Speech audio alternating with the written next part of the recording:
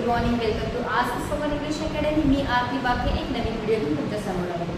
मागच्या व्हिडिओमध्ये आपण प्रेझेंट परफेक्ट टेन्सचे कसे सेंटेन्सेस होतात ते बघितले होते, ज्याच्यामध्ये स्ट्रक्चर बघितले आहे, अफर्मेटिव्ह सेंटेन्स बघितले, निगेटिव्ह सेंटेन्स आणि इंटरोगेटिव्ह सेंटेन्स बघितले। आज आपण प्रेझेंट परफेक्ट टेन्सचा वापर करून क्वेश्चन्स कसे होतात, डब्ल्यू टाइपचे वर्ड्स यूज करून क्वेश्चन कसे होतात ते बघणार आहोत।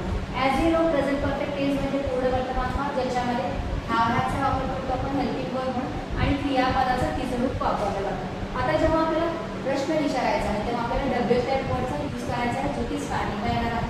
तो आल्यानंतर यूज करायचा आपल्याला हॅव किंवा हॅज। ॲज यू नो, जर सिंग्युलर सब्जेक्ट असेल तर आपण हॅज यूज करतो आणि प्लुरल असेल तर हॅव यूज करतो, इवन आय असेल तर सुद्धा हॅव वापरला जातो। त्याच्यानंतर येणार आहे सब्जेक्ट। सब्जेक्टच्या नंतर आहे क्रियापदाचा तिसरं रूप, वर्ब पास्ट पार्टिसिपल म्हणतो आपण त्याला, किंवा V3 म्हटलं तरी चालेल, आणि O म्हणजे ऑब्जेक्ट आणि C म्हणजे कॉम्प्लिमेंट, दोन्हीपैकी एक येऊ शकतं किंवा कोणताही। आता हे क्वेश्चन आहे म्हणजे कंपल्सरी वाक्याच्या शेवटी किंवा प्रश्न म्हणून आपण प्रश्नाच्या शेवटी क्वेश्चन मार्क असणं खूप गरजेचं आहे। जसा तुमचा डब्ल्यू टाइप वर्ड असेल त्याप्रमाणे ते प्रश्नाचे अर्थ होणार आहे। पण केला आहे हे जे आहे, केला आहे, बसला आहे, उठला आहे, हेच येणार आहे। पण त्याच्या अगोदर जेव्हा डब्ल्यू टाइप वर्ड जॉईन होईल, कोण केला आहे, कधी केला आहे, काय सांगितलं आहे, अशा प्रकारचे काय होणार आहे क्वेश्चन्स होणार आहे, जसा तुमचा डब्ल्यू टाइप वर्ड आपण यूज करणार आहे त्याप्रमाणे। So there are some examples I have written already, you will see. आपण एक्सप्लेन करूया। Why has the bus stopped in the middle of the road? आता why ने प्रश्न तयार केला आहे। बस एक वचन असल्यामुळे आपण has यूज केलेला आहे। स्टॉप फर्स्ट फॉर्म आहे, त्याचा थर्ड फॉर्म घेतला आपण स्टॉप। बस रस्त्याच्या मध्यभागी का थांबली आहे। थांबणे स्टॉप म्हणजे थांबणे आणि why म्हणजे का थांबली आहे या अर्थाने हा क्वेश्चन आहे। What have you done for your family up to now? आतापर्यंत तू तुझ्या कुटुंबासाठी काय केलं आहे किंवा काय केलं आहेस असं म्हणू शकतो। What has Radha brought from supermarket? राधाने सुपरमार्केटमधून काय आणलं आहे। तर what असल्यामुळे बरं काय, आता इथे brought आहे, brought म्हणजे आणणे, तेच खालच्या वाक्यामध्ये आपण bought घेतलेलं आहे म्हणजे विकत आणणे। जसं की which tablets have you bought from medical store? आता इथे ब्रिंगचं झालं brought, तसं बायचं झालं bought। मेडिकल स्टोर म्हणून तू कोणत्या गोळ्या विकत आणल्या आहेस। Where has Joy gone without informing me? मला न सांगता जय कोठे गेला आहे। Where हे प्रश्न केला। How many visitors have donated blood on the spot? आता visitors म्हणजे भेट देणारे, जे अचानकच येत असतात काहीतरी भेट द्यायसाठी, जसं की काही जर रायगडला भेट देतात, काही जण आग्र्याला भेट देतात, आपण वेगळ्या ठिकाणी भेट द्यायला जातो म्हणजेच बघायला जातो।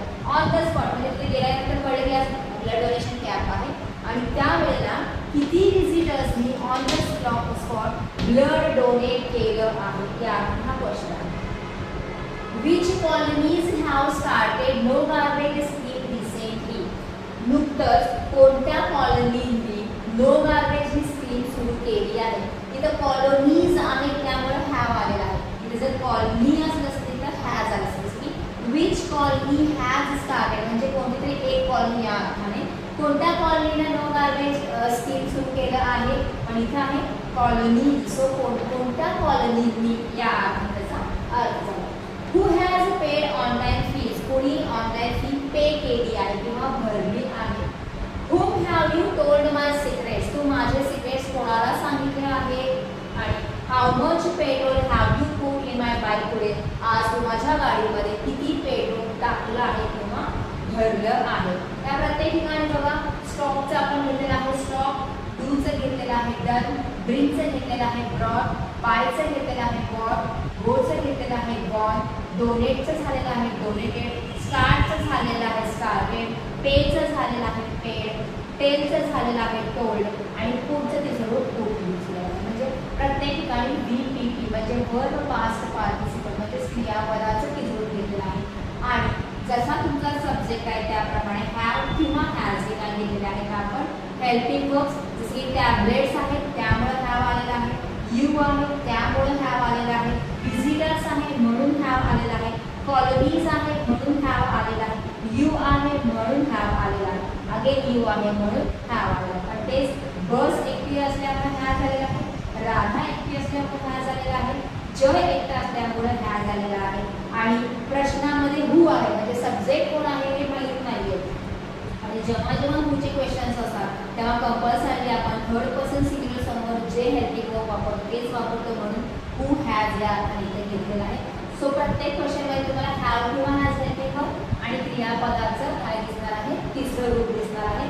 क्रिया नुकतीच वर्तमान काळामध्ये पूर्ण झालेली आहे. त्याच्यामध्ये जास्तीत जास्त सेंटेन्सेसमध्ये आपण टाईम घेत नाही, पण घेतलं तरी पण यट, रिसेंटली, ऑलरेडी, त्याच्यानंतर नाव, जस्ट असे शब्द घेणार आहे. तिथे आपण इथे घेतलेलं आहे रिसेंटली या अर्थाने आणि बाकी WH क्वेश्चन असल्यामुळे स्टार्टिंगला WH हा वर्ड आहे. So this is for today. सेंटेन्सेसची प्रॅक्टिस करायची आहे. अशा प्रकारचे क्वेश्चन्स तुम्ही पण लिहायचे आहेत. प्रॅक्टिस करायचे. दररोज बोलले जातात ते तुम्ही जे मराठीमध्ये बोलता ते जरा लक्षपूर्वक ऐका. हे प्रेझेंट परफेक्ट टेन्सचे आहेत का, मग ह्याचं आपण इंग्लिशमध्ये कसं करू शकतो आणि हे करत असताना आपण कोणत्या कोणत्या क्रियापदांचा वापर केलेला आहे, थर्ड फॉर्म कशा प्रकारे झाले हे आपण इथे काय करणार आहे बघणार आहे. So this is for today. Thank you.